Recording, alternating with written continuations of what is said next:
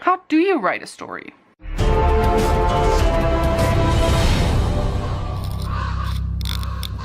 So this whole past week I was not very busy with Raven's Creek. I know, but don't you worry. I was actually busy with another story. As you know, Raven's Creek is a pretty big project that's gonna take me forever. It has at least 3 seasons. But luckily, I'm not brain dead and I have different ideas for other things in the making. This one is called Color Me Dead. If you actively stalk me on Instagram, you know that when I read the non-finished script to Flynn, he cried. Now, don't get too hyped. Who knows if it's actually that good, am I right? It's a completely different story from Raven's Creek. At least I think so. So like I said, that's what I was working on. Now, on Wednesday, I was a little lost. What am I gonna film? So I asked you on Instagram at m.comicart, and someone requested for me to talk about how you actually write a story. So when I was in school, I remember that one single time in French class, I went to French school, so it was like your English class, etc., where I actually listened and was interested in what the teacher was saying. It was about movies and how they are constructed. Now, although I don't remember at all what everything was called or even how it was constructed, I still have that in the back of my mind at all times whenever I come up with a story. Many people will give you advice on how to do this and that and with what order. Truly doesn't matter too much though. What matters is that in the end, your story is better than an Adam Sandler movie plot. Shut up! Oh my god, sorry. Serious. So instead of how to do this and that, I'll show you how I do this and, well, that. But before we get into it, I want to explain why I write the stuff I write the way I do. When I was a kid, I was really into dolls. I wasn't that big on dressing them up or playing with others. Mostly I would hang out on my balcony and I would play out scenes that I made up in my mind. I would be there for hours and hours and remake scene after scene until I liked everything. It was basically the director, and that's what I still am. I always knew I was into movies and stories played out visually. I was never a big book reader. When I read, my mind drifts off, but I keep reading and I can't concentrate like that on words. After a while, I laid the dolls aside and started drawing my actors. For me, it was always gonna be a movie or a TV show, no matter what format I was drawing in. It was always acted out with actors in my head. Then the whole manga thing comes into place, and that time of my life I lost all inspiration for stories because I was ripping the actors out of it and tried to replace them with drawings, even in my head. See, I wasn't acting it out in panels. I tried acting it out like an anime, but anime has rules, and these rules didn't really go too well with my inspiration. Throughout that time, I would still have the occasional movie idea, but I would never write it down because I thought it was unrealistic for me to make an actual movie anyways. So like I said, it's either a show or a movie. Raven's Creek is a show, Color Me Dead is a movie. Really, the question was asked at a pretty good time. Since Color Me Dead is a movie-length story, I won't need as much time for the writing. I'm not completely done yet, but I got almost half, I'd estimate. So how do I write a story? Everything starts with an idea. I have had a lot of ideas in my life. Not all of them make it, but all of them get written down now. There's a lot of different things you can use to write down your stories. I would recommend digital since it makes the changes and edits way easier, but I know that some people can only write traditionally or they don't get a word out. For me, it's quite the opposite. I feel like my handwriting is too slow and I start messing up and then I can't read and what I wrote anymore and all.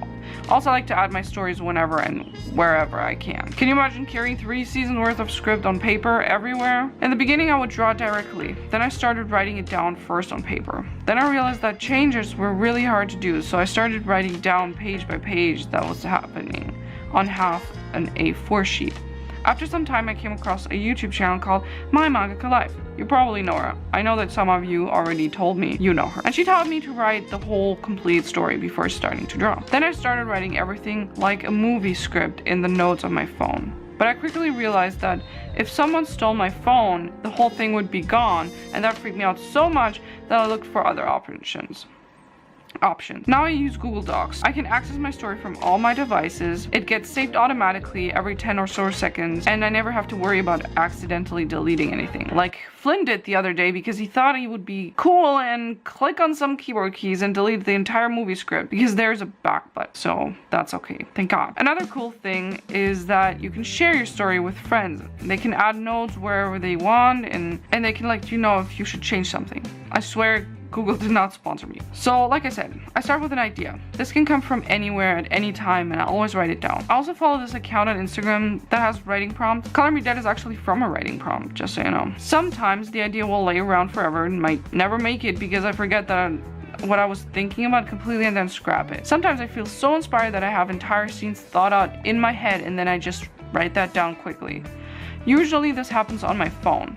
I wrote a big part of Color Me Dead right after I read the prompt. The way I wrote it is simple and fast. Movie scripts are a little more detailed and explained so that the actor can understand what the fuck is happening and what he has to do.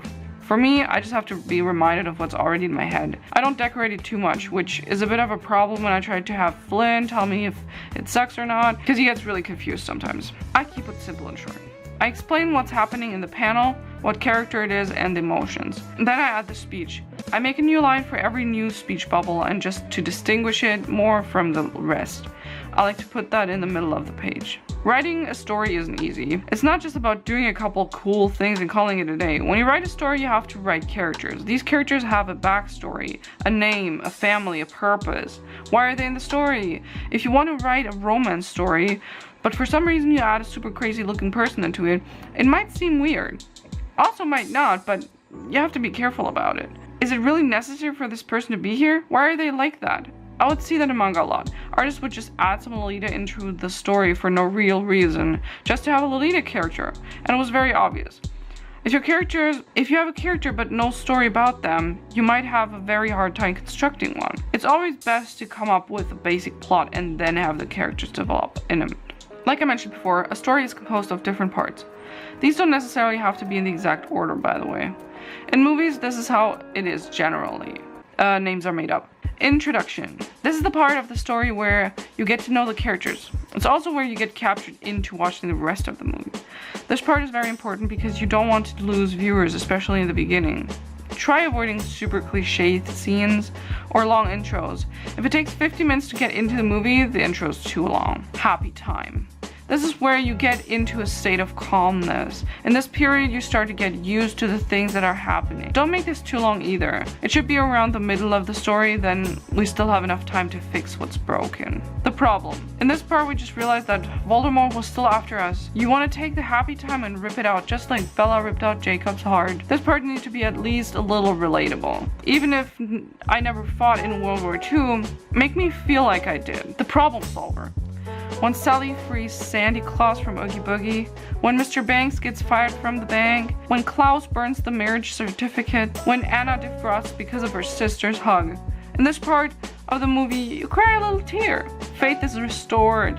Don't linger around too much at this point. It's called a happy ending for a reason. So all these things are necessary to keep your story rolling and interesting. This is how far I've come. I haven't finished writing the story yet. What I do is I get an idea for a part of the story and then I write it down in the right spot where it belongs in the script and slowly add more and more. When all the gaps are filled in, the story is done. Things can always change and other stuff can always be added. Always ask your story why certain things are happening. It needs to make sense or you'll end up with annoyed readers. Once you're satisfied with the script, you need to write the whole thing again. As annoying as that might sound, you need to rewrite it, every single word. When you do that, you will see any last details that suck that you may miss if you just read it. For dialogue, I strongly recommend to act it out. If you cringe, change it. Have someone else read it. They might find things that make no sense in the story. And then you can start making everything into pages. So you want to separate the text and group that goes onto a page together. And then you want to start making everything into pages. So you want to separate the text and group what goes onto a page together. Everything after that is for another time. I'm not there yet and I feel like giving advice now would be pretty stupid. I will when I'm ready, don't worry. As for the drawing, I drew the main character from this graphic novel, Color Me Dead. Her name is Catherine. I don't want to tell you too much about it beforehand because it will be out sooner than Raven's Creek. I hope you're as excited as me for the whole thing. Well, thank you for watching. And to conclude this, it's time for a weekly fortune cookie. Follow that restless urge to find yourself. And with that, tell my manga KALEB I said hi. I wish you a nice weekend. See you next week. Bye!